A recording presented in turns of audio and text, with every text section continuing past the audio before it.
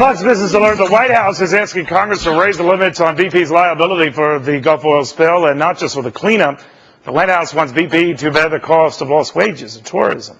Democratic California Congressman Adam Schiff agrees. He's had enough. He'd like to take it one step further.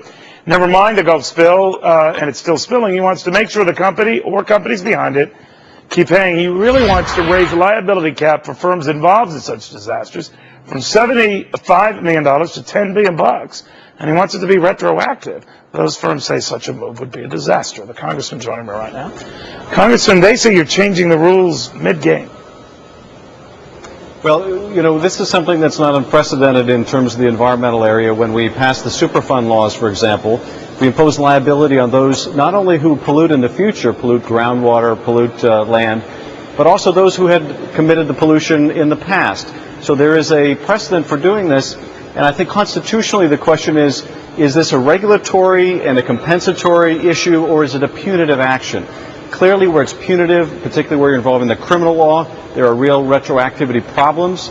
But here, where you're passing a law of broad applicability, both in terms of the present and the future, I think there is very good precedent to be able to impose that liability. And from my point of view, given our budgetary circumstances, our deficit and debt, I would much rather have the responsible party, that is BP or the others involved, bearing this burden rather than taxpayers, rather than local fishermen. No doubt. But I mean, they came into this, I mean, accident notwithstanding, with a clear understanding what their legal liabilities were and were not, what their caps were and were not.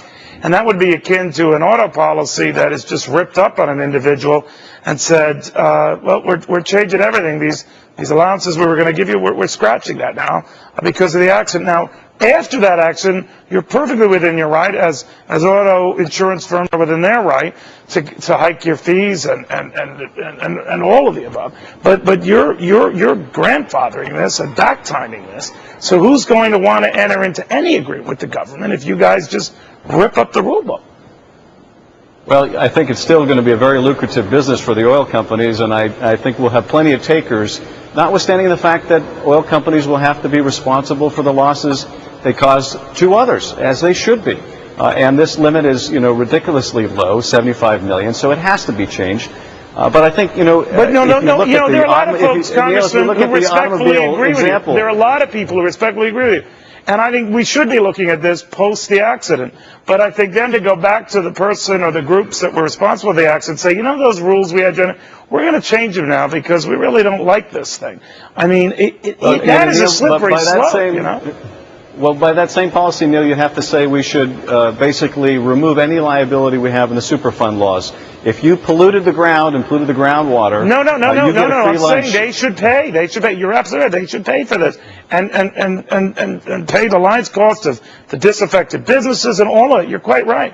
But I am saying then for you to change the rules on it, however villainous a lot of people feel about BP, again, some quite justifiably so, for the part that you have in trying to stick it to an oil company that very few people are a fan of right now, you're making greater damage, Congressman, right? You're literally changing a contract midstream. I think what you're advocating is that we stick it to the taxpayer, and that's what I can't abide. As between a party that's responsible and parties that are not responsible, I think that we ought to do everything possible, legally, constitutionally, to require that those that did the harm to make the compensation. When I bring up the Superfund case, from 75 million to $10 billion?